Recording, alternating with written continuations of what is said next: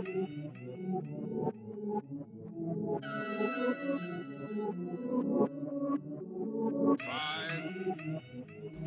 that was fucking gross. I'm sorry, guys. Groovy, baby. Oh my.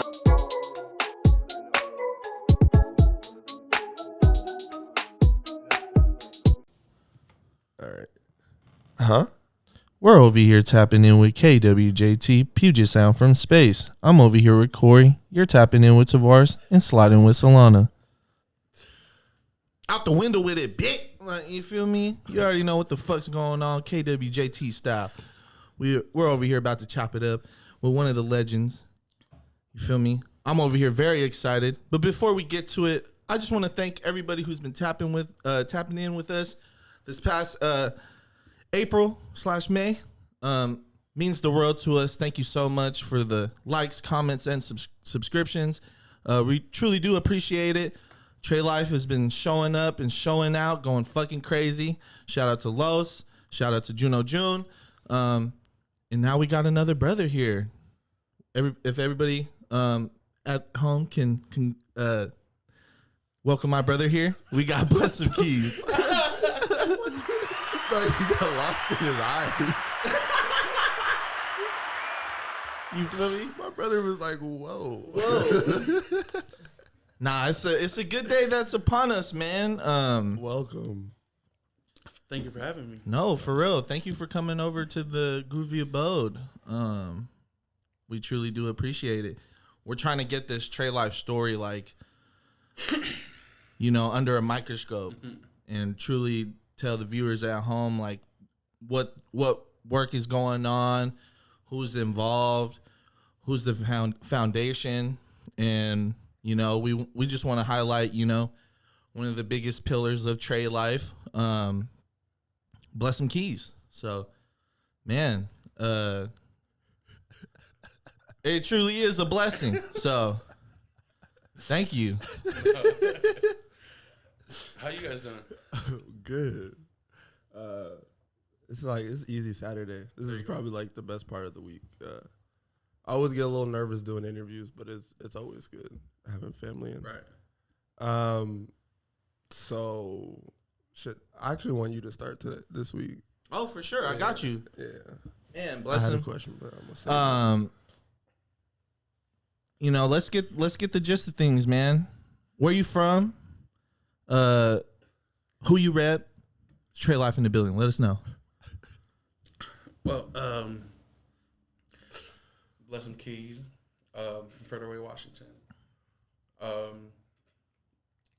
Hometown, everything.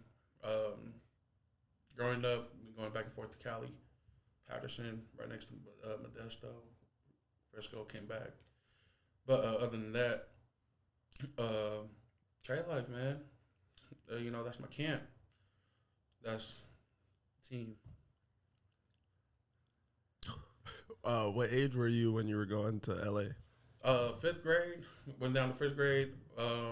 Coming back, and then it's just every summer. Oh, nice. Every summer, 6th grade, 8th, freshman year. Do you think LA had any musical influences, or did you what were you vibing to being so young in the Back then, it was that I forgot the artist's name, but it was Cupcake No Feeling. Ooh. Cupcake, no feeling. I ain't got time, good. I got a lot. That was my shit right there. That was my shit. And all my Cali family, they put me on Too Short. Yeah. Everybody else. So it was pretty dope. That's fire. So, the viewers, y'all, I don't know if y'all know, but this is probably one of the most amazing pianists from fucking Washington, bro. Like, people don't understand that, this man can jam out on that fucking piano. He truly is very gifted when it comes to that instrument. I wanted to ask you, where did that love come from? Where did it start? Specifically, let us know. Growing up, playing the piano was my second instrument I learned. It was my first one was drums, playing drums at the church. And everything I give props to learning for instruments and all that was to my mom. She knew how to play the drums, the bass, the piano, guitar, uke, everything.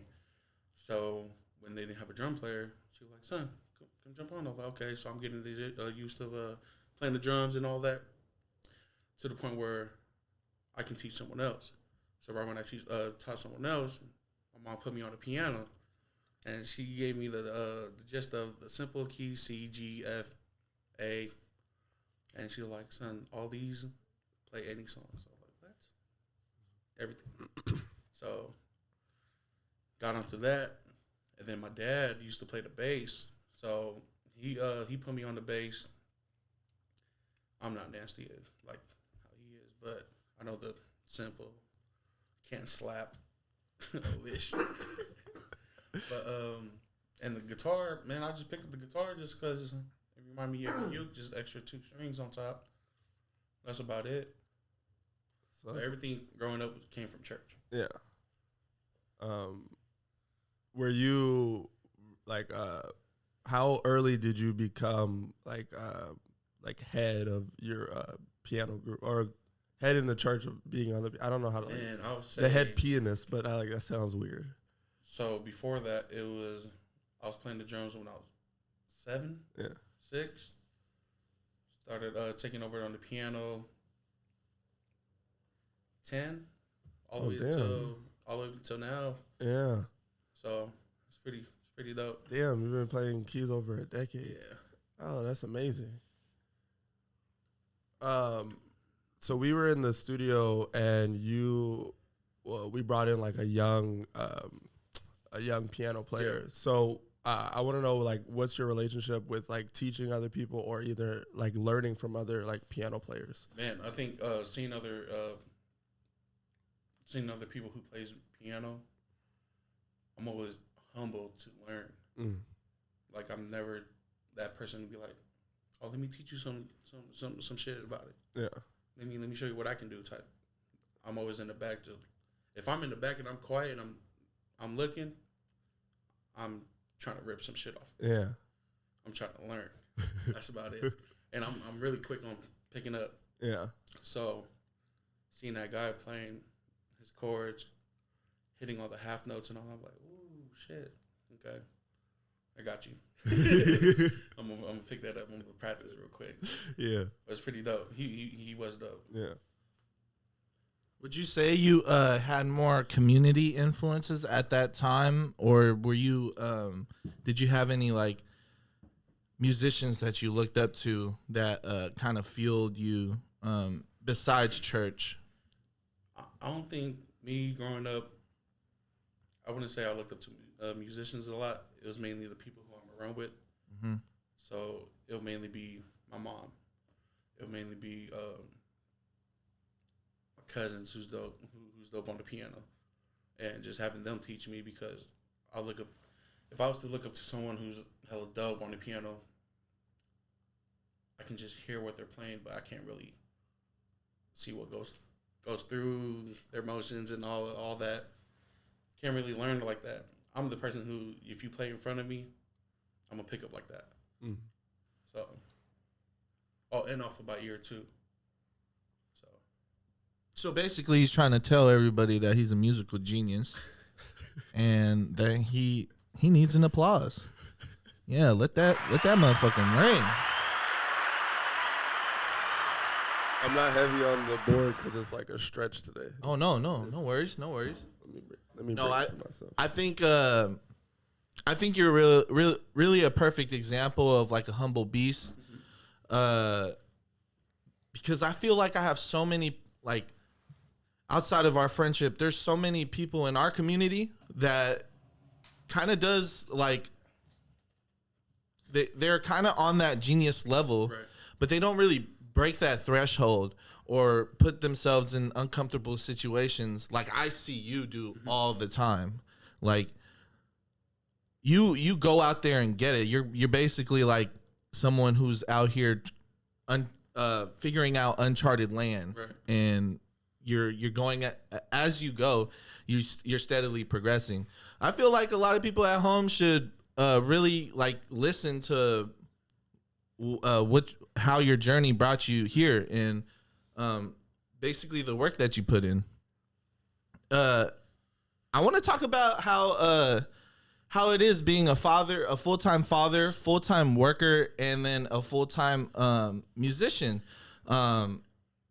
I think it's beautiful that when I'm there at the studio, odd hours of the night, I'm with you and we're kicking it back.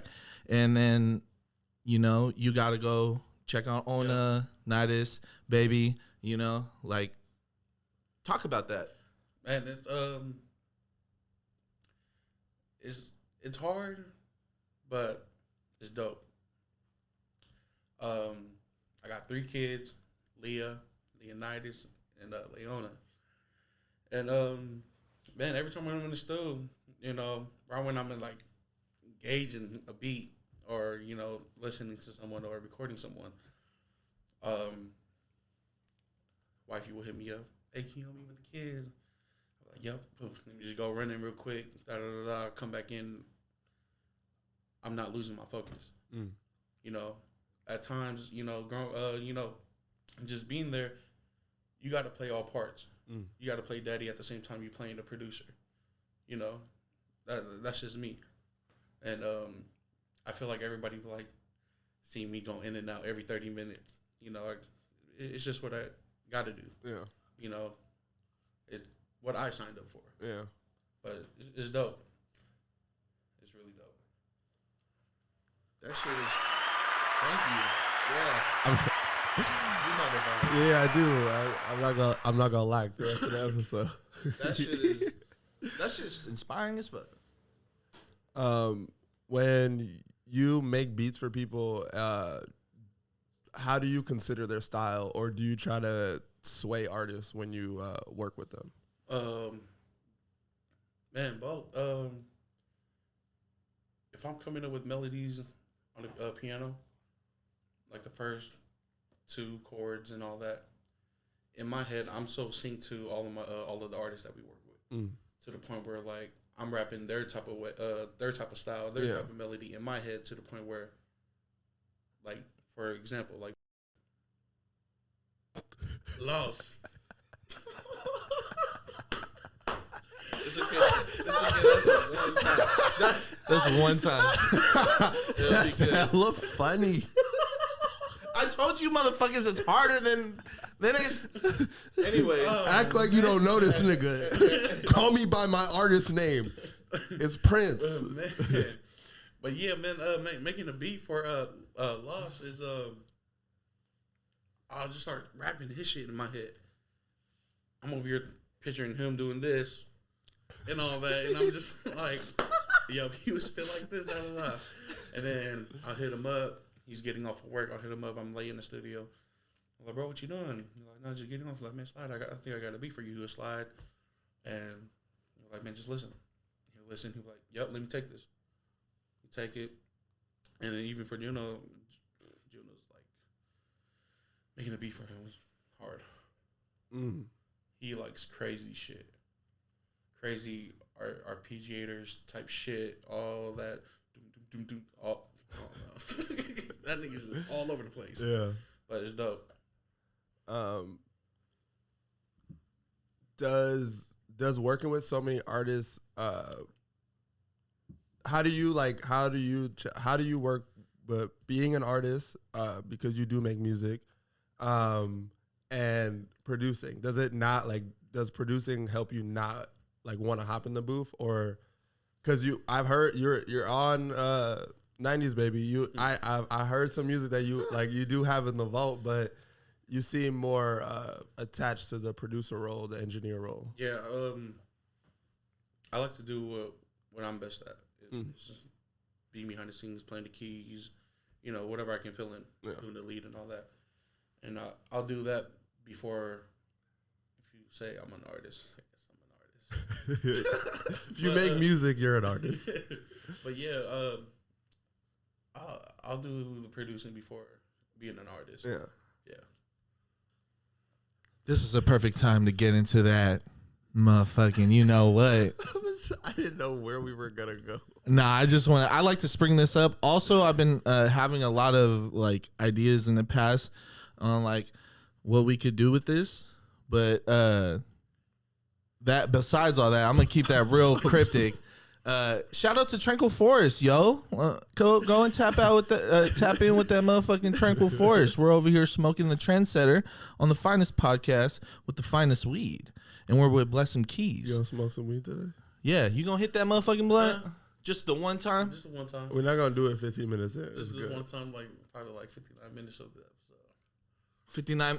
The last minute. Last minute. I'm facing it. Face the whole wood. Oh, what? I'm being stingy, not even put up. It's all good. Crazy. We got a good sponsor. They bless us. What is your relationship with I guess substance and things like that? Because we've gotten drunk together. Mm-hmm. I've seen you lit several times, but you don't smoke weed, but you have smoked weed. So is there like a love-hate, or did you give it up because, you know, was fucking with the keys? No, man, I used to smoke tough in high school. Sophomore, junior year, actually. And senior, I just calmed down. But since I had my first kid, I just completely just stopped. Yeah. The only time I'll smoke is special occasion, or somebody be like, "Nigga, you want to hit this though?" You know. I bet I won't. Like, I ain't a bitch.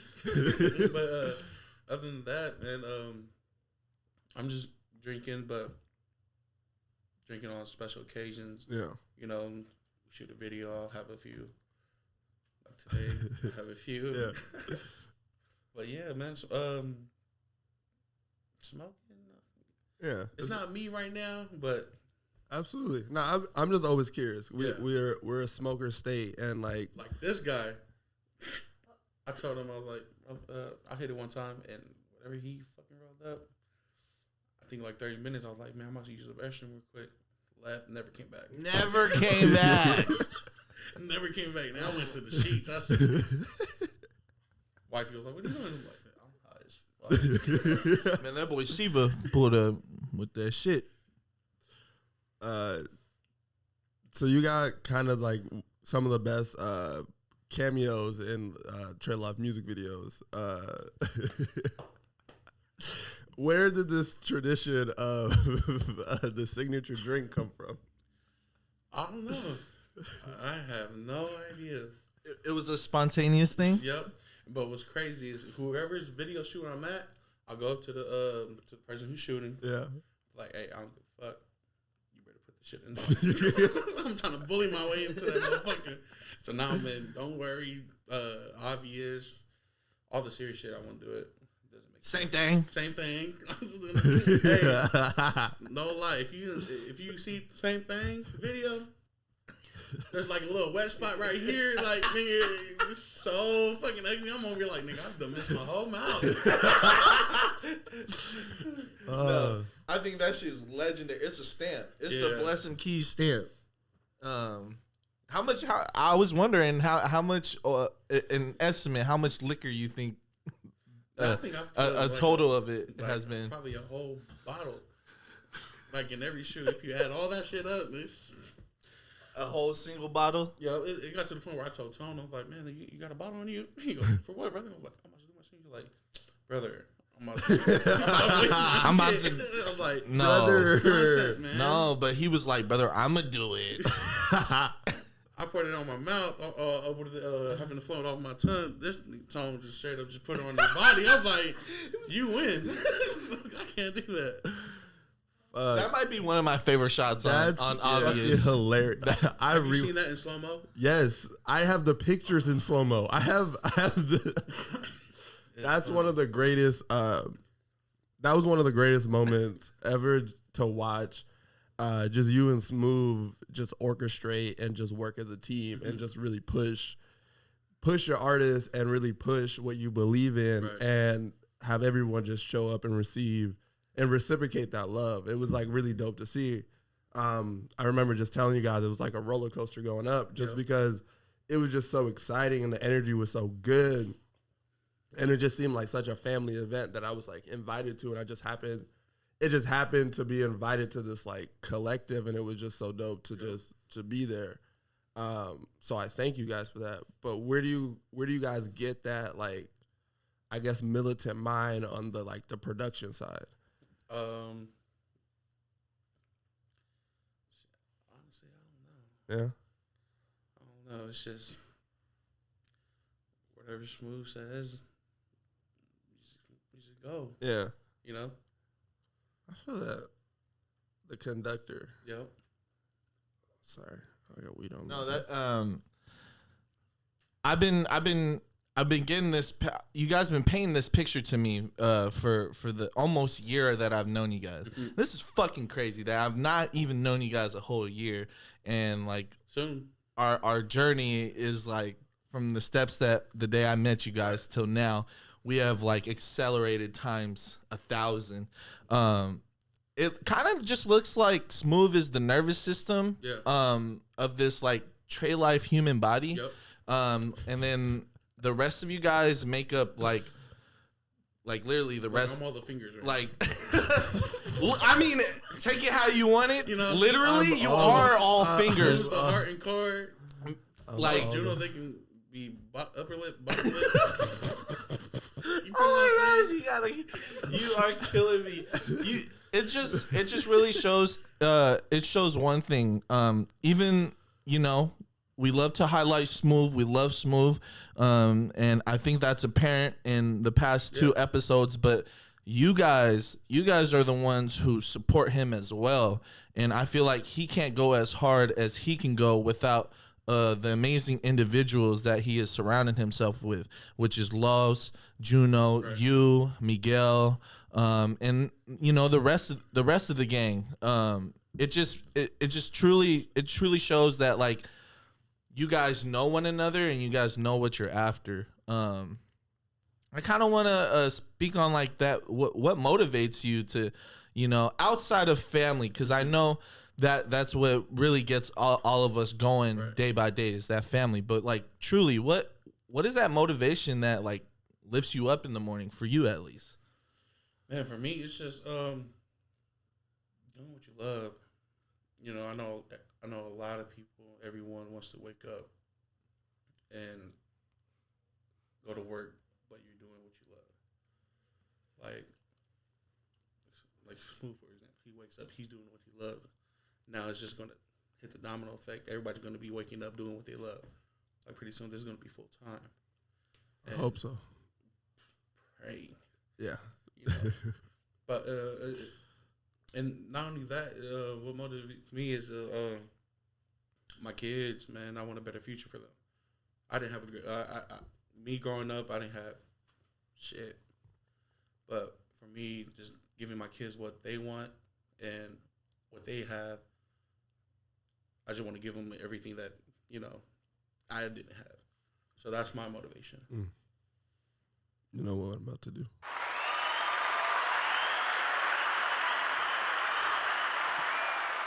Yeah, if you haven't tapped in already, shameless plug here. Blessem Keys and his wife have a little webisode series going on. They're called Bunch of Youngs. Please go tap in with that to spread a little bit of awareness with them and show that lifestyle that Blessem has been preaching and advocating for. So, would you do you mind breaking down what the web series is? So the whole thing is about my oldest daughter. It's our first child. We're thinking parenting is going to go smooth, pregnancy is going to go smooth, delivery is going to go smooth. And out of nowhere, during that whole pregnancy and the whole delivery, something just flipped.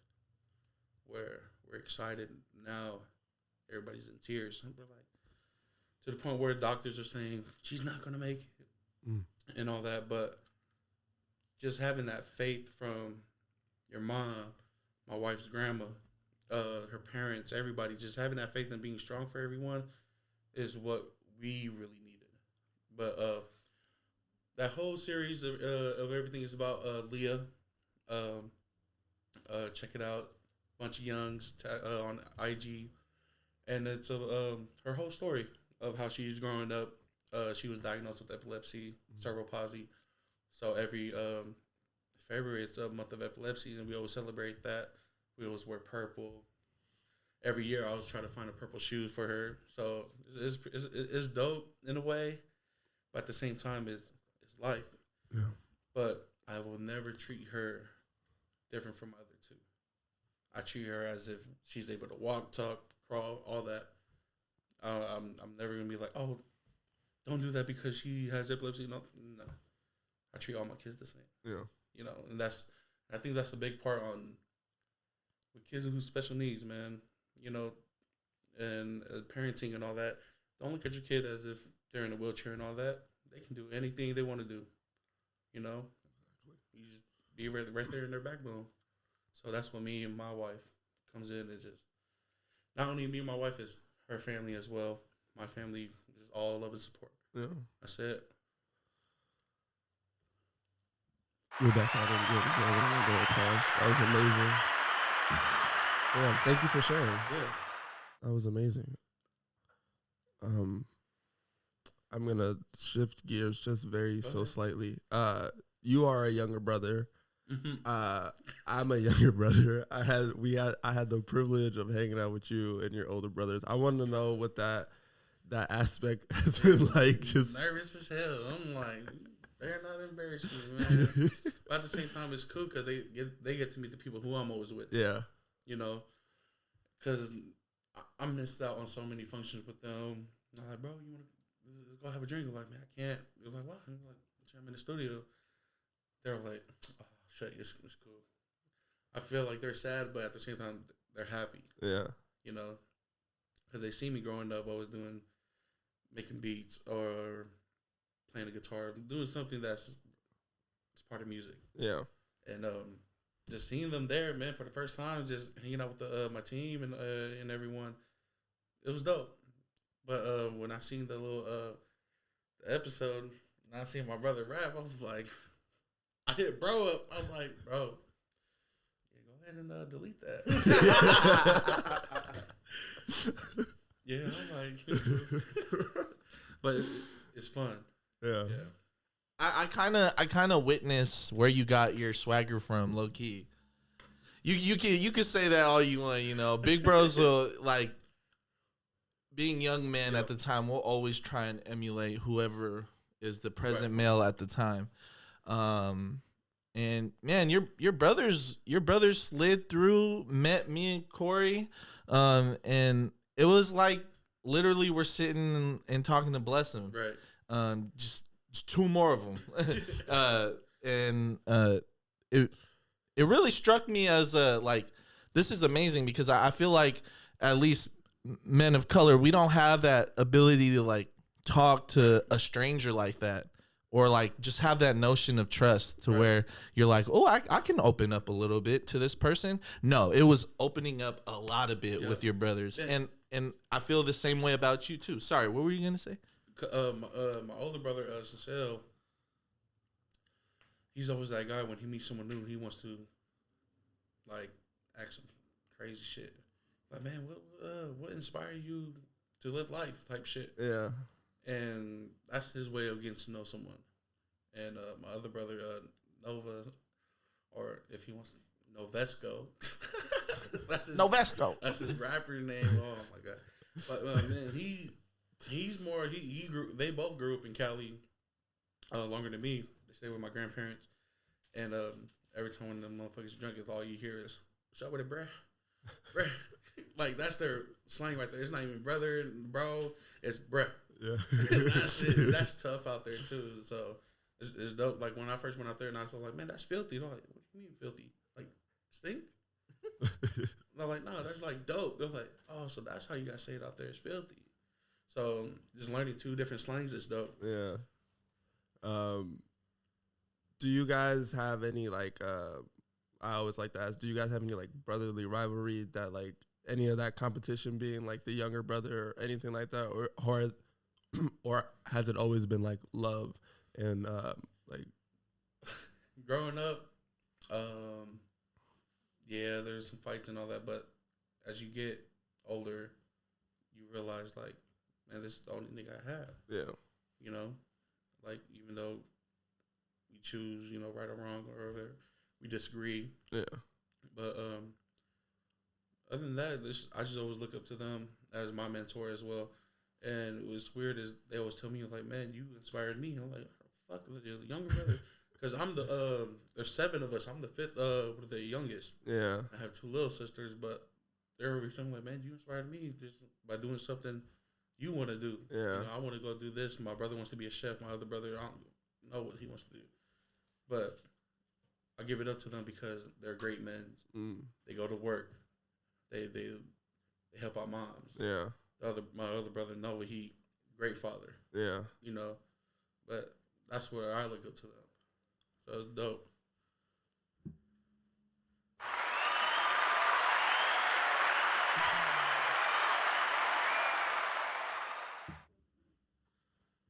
I got it.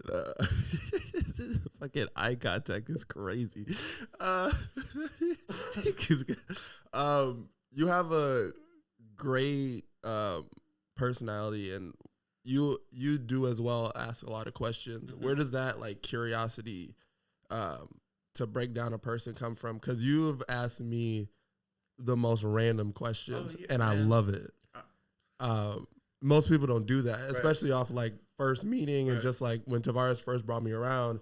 I think you just asked me like, shit, I don't even remember, but it was something like, it was like off the wall. Yeah, off the wall. Like, what are you gonna do if 2 pit bulls are fighting? Type shit. Like, man, I don't know. That sounded just like a Blessem question.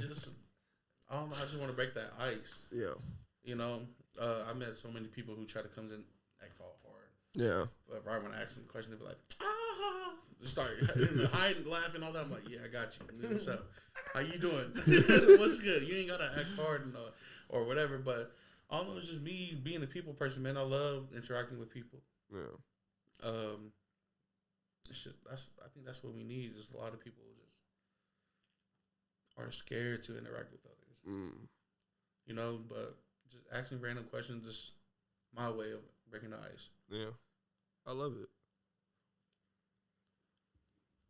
Speaking of your gift of networking, I wanted to get your outlook on how it's been building relationships from Federal Way to Seattle, or even to Tacoma, or even the people that you've been working with this past year. So how has it been breaking outside of the bubble of the camp and being able to work with other artists?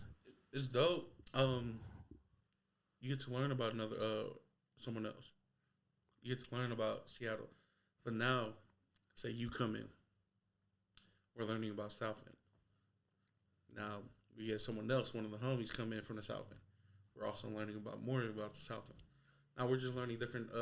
We're learning about the South End, but with just different people. You know, different perspective.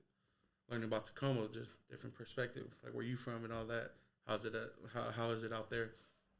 It's dope. Like, fuck the music. Let's get to know each other. You know what I'm saying? And then let's work. So it's dope learning where others are coming from. What was it like adding this guy to the team? And well, like, cause he's told me when you guys first met, you hit it off. But like, I like to hear your perspective of it. Man, I remember when we first met. I had a funeral going on, and you were at the stool with Smooth, and I was grabbing my clothes. I had to go to my aunt's house, and Smooth was like, "Bro, meet Siva, Southland Siva." I'm like, "What's up, bro? Met you." And then I wish I could have stayed. That's the day you recorded Roni. Yeah. So I wish I could have stayed. I got to go. I got to go do some family stuff. And I left, and when I came back, I heard Roni. I was like, what the fuck? My favorite part was, yeah. That's my favorite. Right when I heard that, I was like, oh, yeah.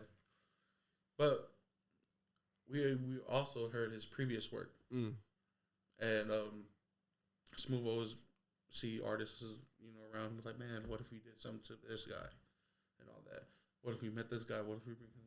And he brought, and this is one that we were talking about. Yeah. Like, me and him was talking about, like, what about Siva? Shit, let's try it. Yeah. This is our first person that we ever worked outside of us. And just to break that, now this guy, Siva, South End Siva, Groovy Tapes, Groove from the South, everything. Bro, I would say he opened the gate, cracked the gates for everyone. Now I met you, Yugga, Tezzy. At the party, I met everybody. I'm like, damn. So, okay. Even at your release party and birthday, I was with Brayden, and I was like, man, who does music over here? He was like, this guy does it. This guy does it. This guy does it. I was like, okay. So check this out. So this guy TJ, he does music. So I'm over here flying and all that while everybody's getting lit and stuff. But it's dope, man. It's really dope just to learn about where other people come from. Yeah, that's fire. Shout out to you for cracking the gates. T. I don't like that term. I really don't like that term.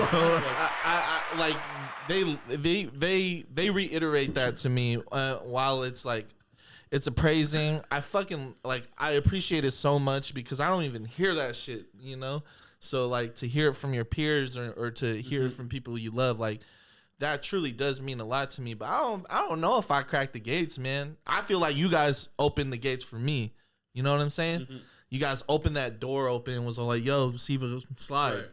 Like, I never got that opportunity to genuinely work with, like, just a group of people before. And, like, a lot of my stuff, you know, my previous work, everything before the Trey Life link up, like, a lot of it was independent and hard as fuck. Right. Like, I don't know. I might have given up, like, 3 or 4 times before meeting y'all. And I was like, you know, but... yeah, I don't like that. I appreciate it so much, but you guys truly, you did that for me, and it was only right that everything followed after. Yeah. You know, the fact that y'all took the chance on me just goes to show that people like working together is contagious, and people should allow that to happen. It's really interesting to live in this space because we're kind of like the first people to do much of that. Right. I'm going to keep that point blank period. If you're watching episode 39 of Groovy Tapes, that we started this shit.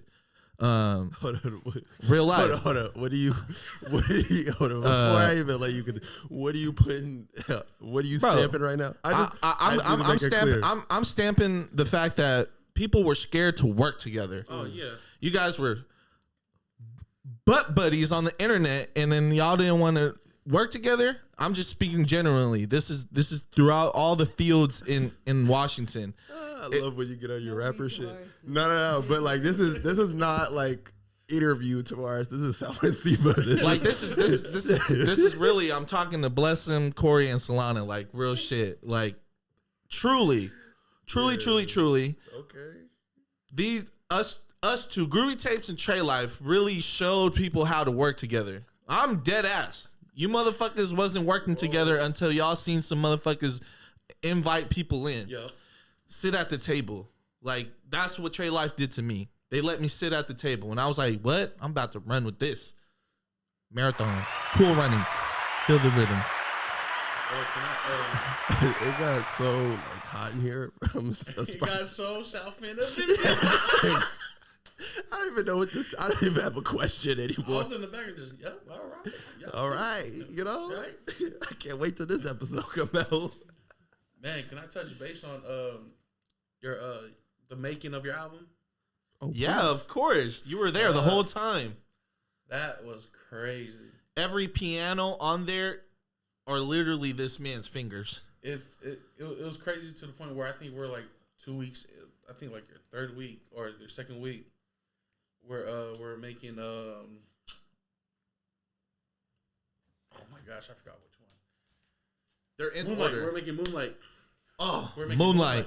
Oh, and we're in the middle of making it, and bro had to leave to go take the whip back. Yeah. So we came up with this great idea of like, bro, you want to sleep over? And I'm in the back. I'm like, damn, we're really gonna do this. We're really gonna let our artist or one of the artists sleep over. Let's finish this shit. Yeah. Came to the South and dropped off the whip and went back. Literally, this is where I think you were introduced to Live Till 5. Yep. Back again at 10. Yep. And literally, we stayed up, made the beat. We got the beat. The next morning, woke up 10, 11 o'clock when we were recording. and just Yeah. making that whole album was just crazy. We didn't during those times when we first of all, Moonlight, amazing fucking track. The whole piano, this man here. At the end, it's the piano solo, this man right here. So it's technically Moonlight featuring Blessem Keys at the end. So if you listen all the way through, it's Blessems like literally doing a piano riff off of Brain. So I'm loving this energy right now. That's fucking amazing. First of all, that's amazing in itself. We spent all night working on 2 beats. We did Moonlight and Get It On. Yep. That was the first night. We were there live till 5. Woke up and we made 3 more songs, and I was there until 12 midnight that next day. Never ever before in my life was I ever able to work on something I love like that in that manner. Yep. Working on Groove from the South was truly a life changing opportunity because one, I had the trust of people I had just met. I literally just met these guys, y'all, and they trusted me with one, being able to be in their space, 2, that like they showed me so much love. So not to get into it without getting into it, but like, they showed me immense love for that, for Groove from the South. So if you know what I mean, you know what I mean. But yeah, I was basically locked in a room with these guys for hours on hours, and we created Groove from the South. What working with so closely with producers like that and like building that bond, do you think that elevated your that project for you? Oh, for sure, Corey. I came at them with 3 beats, and I was like, I only have 3 songs, y'all. Like, this is what I'm gonna record. I'm gonna just pay y'all to record, and like, that's what that'll be the relationship, Like, I think we asked you, why don't you just write down a list of samples? So you guys actually was like, so Siva, what do you want to do with this? What do you want to do with these 3 songs? Yeah. I was like, I don't know, bro. I've never made a project. Like, I don't have my own body of work besides my 9 p.m. Alhendo mixtape. Yeah. But yeah, I don't have anything to show for myself. Smooth and Keys, they had a conversation. So we've been talking, bro. Do you want to make a project? Do you want to make a bigger body of work? And I was like, I sat there and I was like, why is that their voice? Like, you should. Oh my gosh, my impersonations of all my friends is hilarious. Like, yeah. So, bro, do you want to do this? Yeah, bro, because that's how inviting. That's how you felt? That's how inviting they are. That's how positive they are. That's the energy. So it's like, wow, you guys actually believe in me. To be in a setting where people like believe in you is different. Like, I've been to studios where it's like, yeah, let's mix this song, boom, out, let's get you out. Let's do your time, your hours, like it's a gig, it's a job.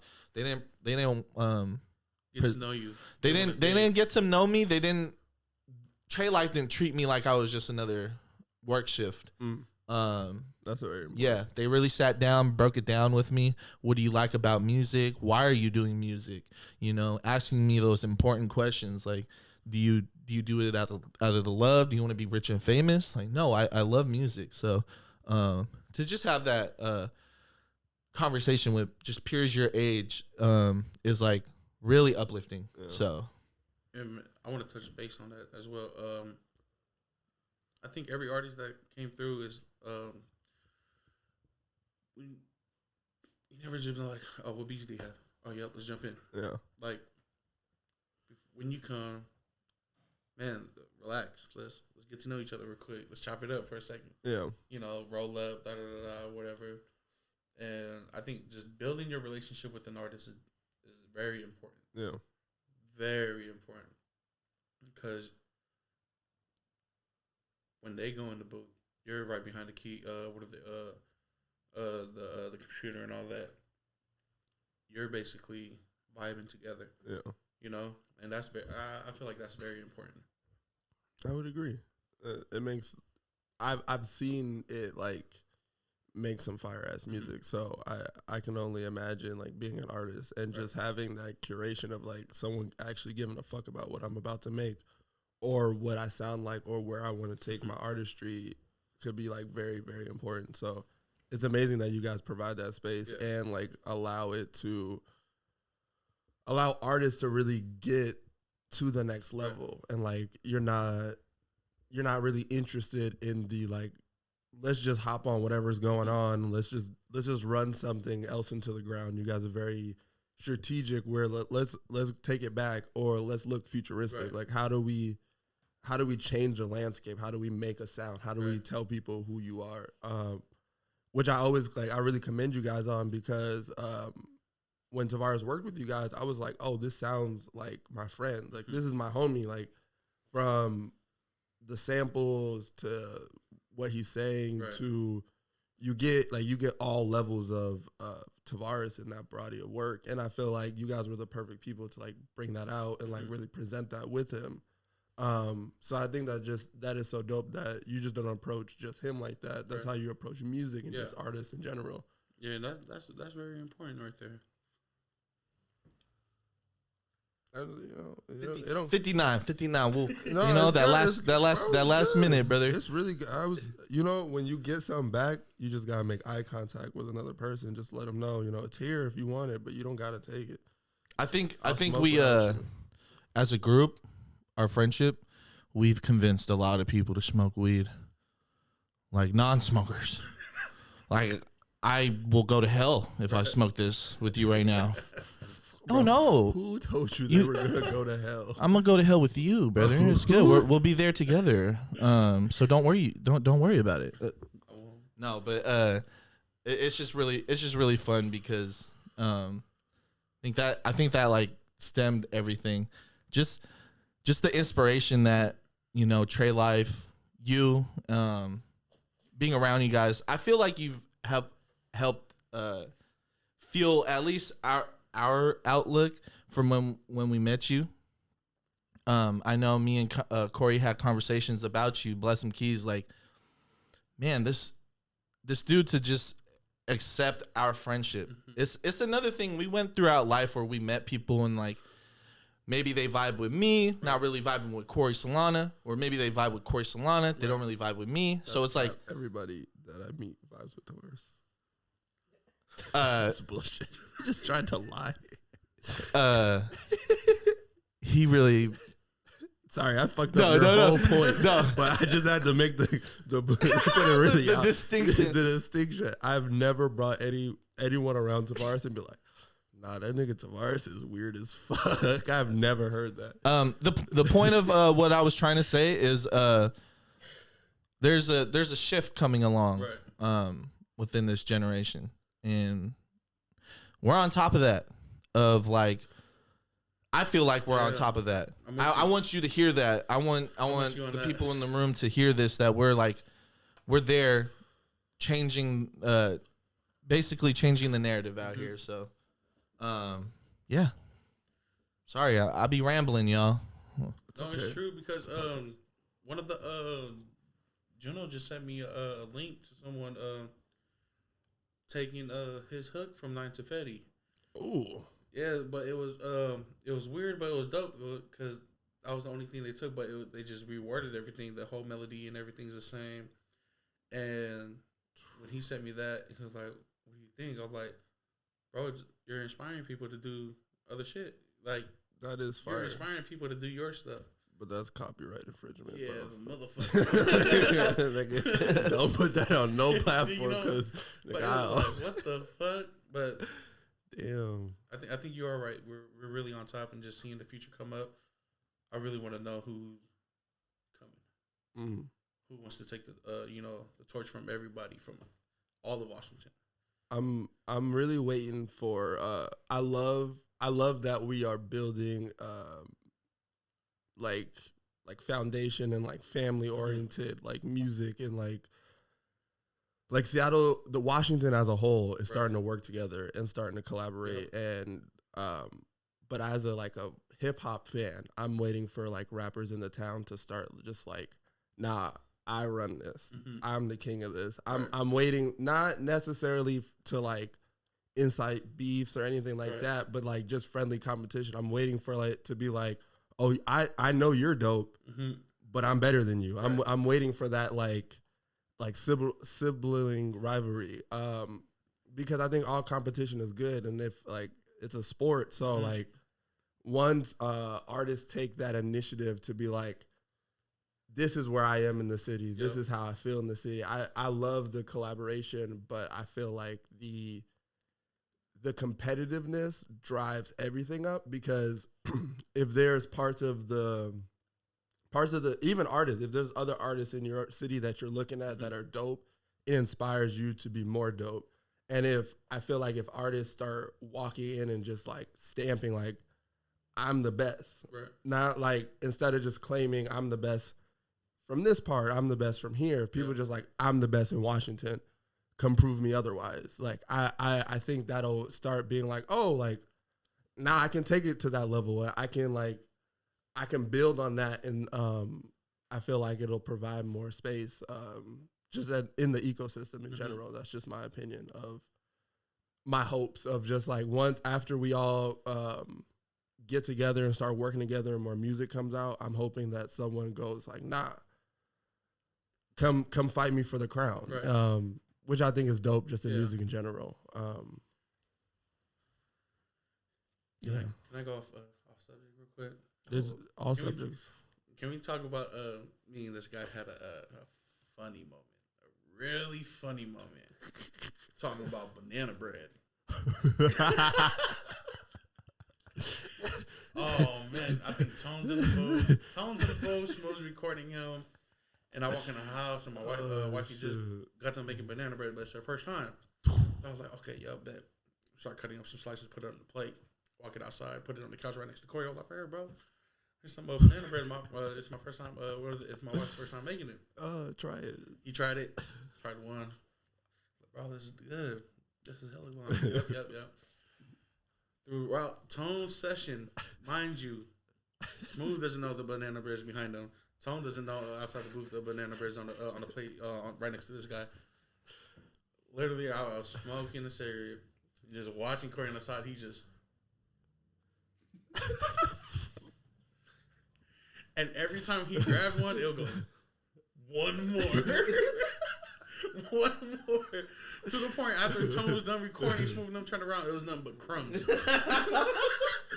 Bro, it was I'm so sorry. it was smack like, bro. I had to stand up at one point to just like get away from it. Like I think he did one of these, start dancing to Tone's song and hit the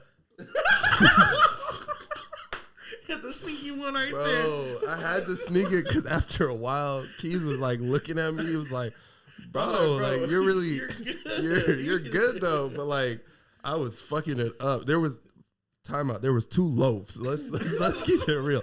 There was These motherfuckers not touching this shit. They over there working. No, but like they could have.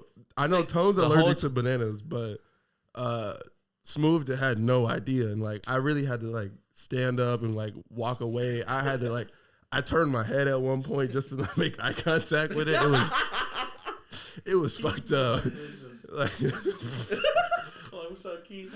How you doing? Start eating out. Like, you good? Yeah, if you don't just grab the whole plate. Oh, but it's like you don't want to be like no one like That's so perfect because that's how they'll do it to you at Trade Life. They are good for the great eats. I want to know how the fuck did you become so good at cooking? Lisa cooks amazing. Man, shit, I think my whole mom's side of the family just cooks. The main person I really learned from is my uncle passed away last year. Rest in peace. But I took one of his sauce recipe.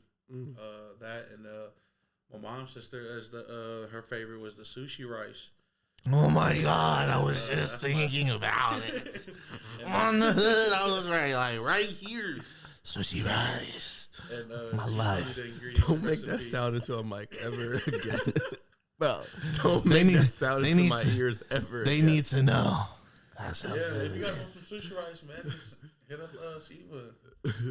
Don't hit me up because you're not gonna get no sushi rice. That's my sushi rice.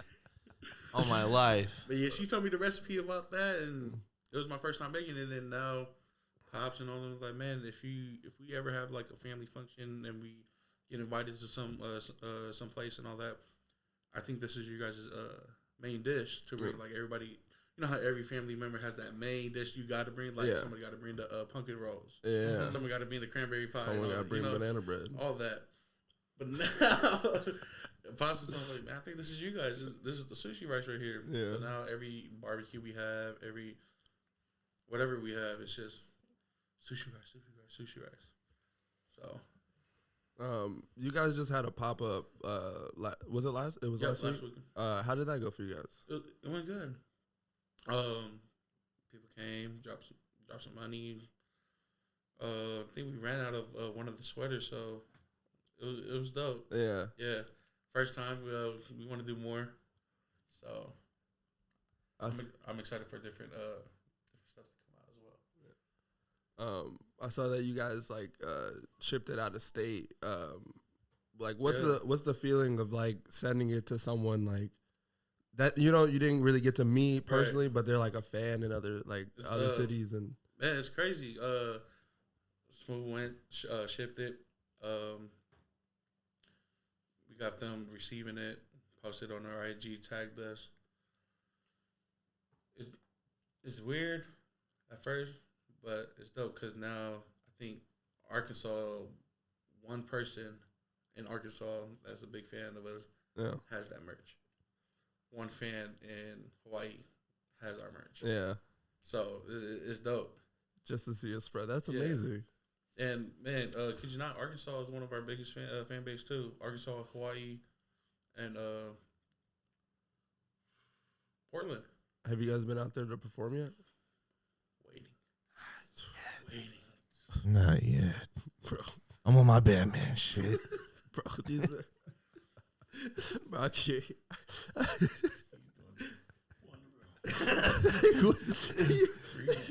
Three. Bro, we gonna get you some voiceover work out of this for sure. That's the one deal that this podcast will bring to ours. Some voiceover work.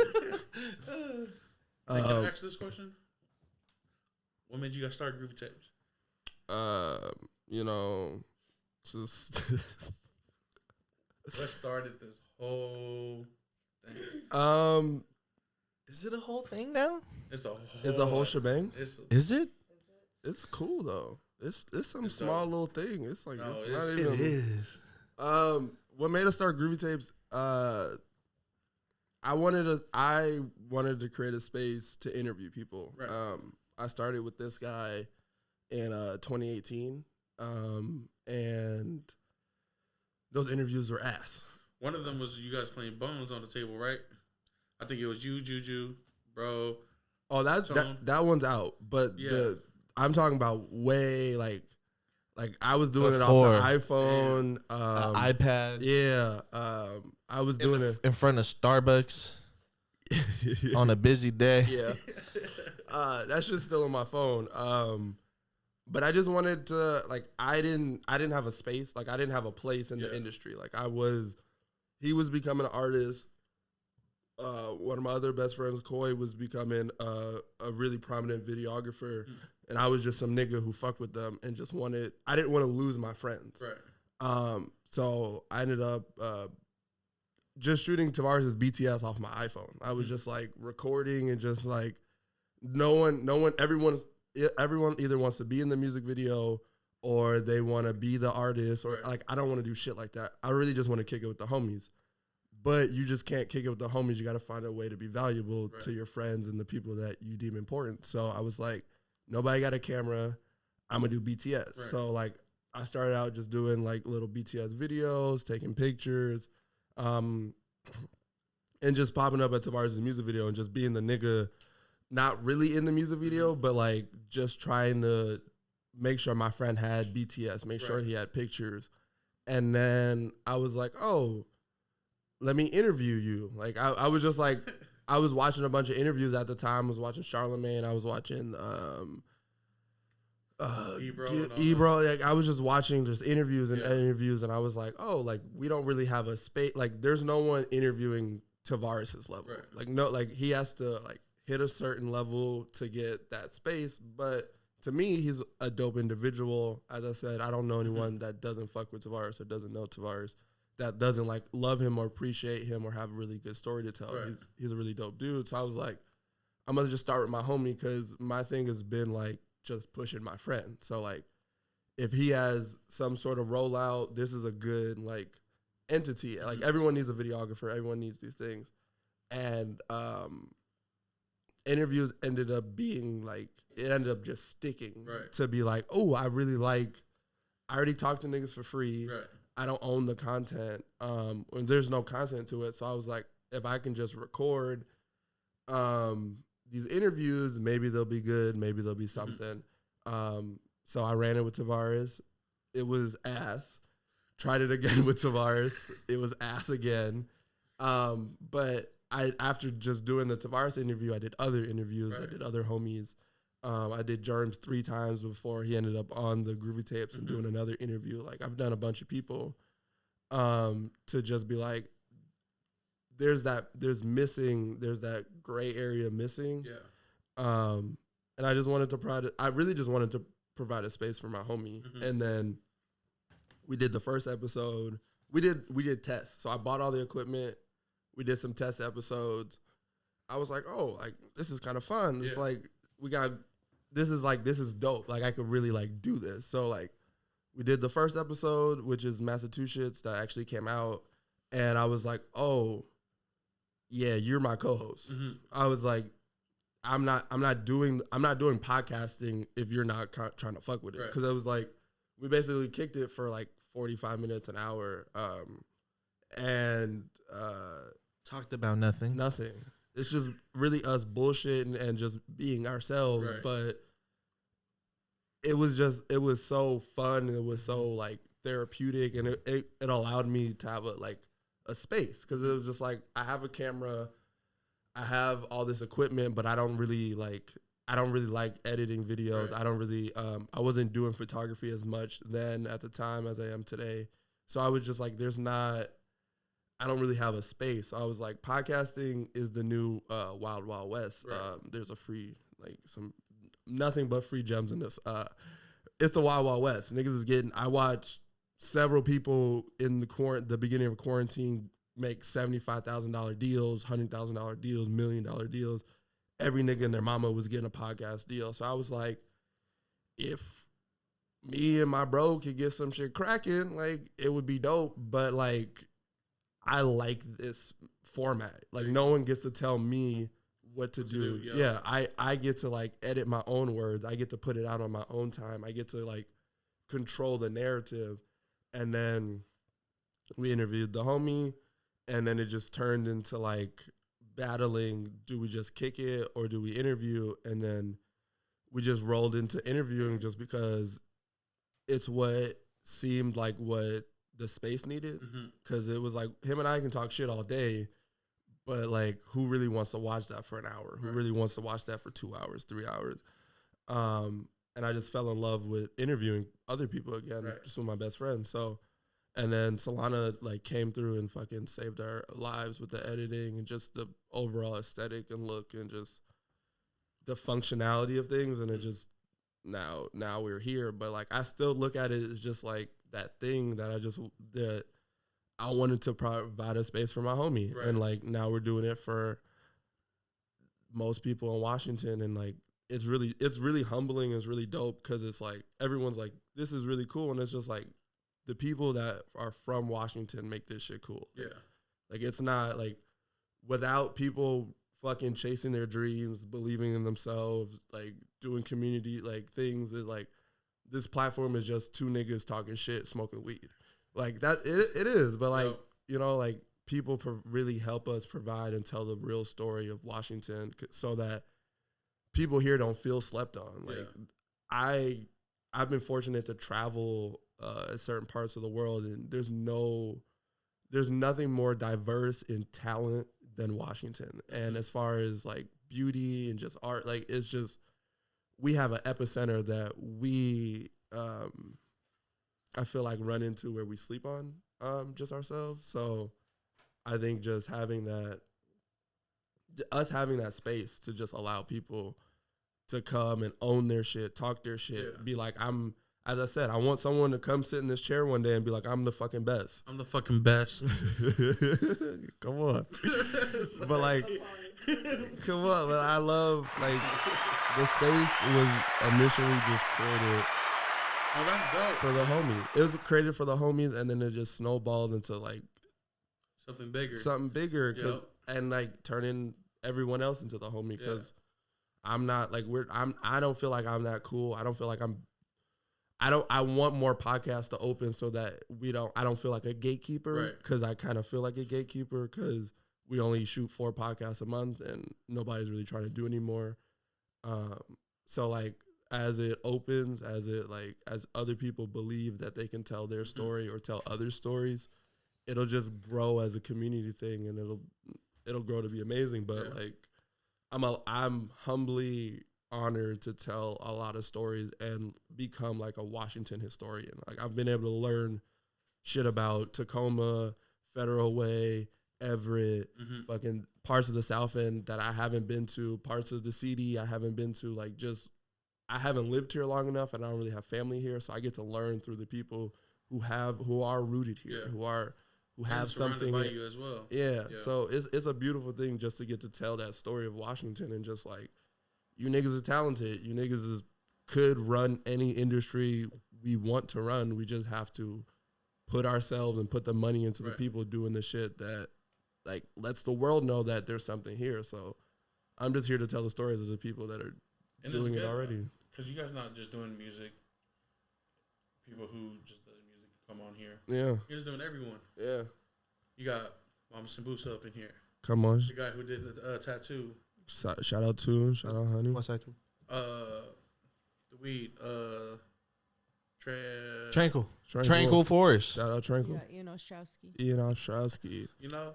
Genesis. What It's the just fuck? not for music type. No, we're like anyone. It's anyone, Right? If you're a creative, if you got if you're a creative and you just want to talk your shit, the Groovy Tapes is for you. And that's what's dope. Yeah, because we just a bunch of like shout out to Mike Jack. We just some shit talkers on this. Like it's it's just about talking your shit. You know.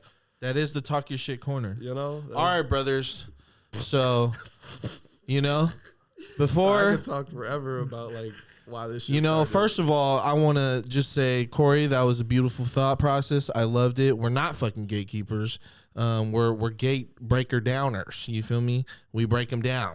But you we literally break told down. niggas you started. You feel me? Collaborating. You feel me? I did start it, but it's good. I told you. It's contagious. Second of all, Blessem Keys, do you have anything you want to leave the Groovy Gang and the Groovy Crew off with a little something before we head out? Keep doing your thing. Groovy Tapes. All 4 of you guys. 'Cause you guys just got someone. Yeah. Shout out to Shout out Gina. Gina. There you go. Come on. First shout out. Okay, Blessem. Yep. So I'm always up on y'all. Every time you guys. But other than that, man, keep doing your guys' thing. We're here for you guys. Anything. Shout out the team, Trade Life. Shout out a bunch of youngs. And that's it. You've been grooving with the South. This is KWJT. We got Blessem Keys, Solana, Corey. Hey. Yeah.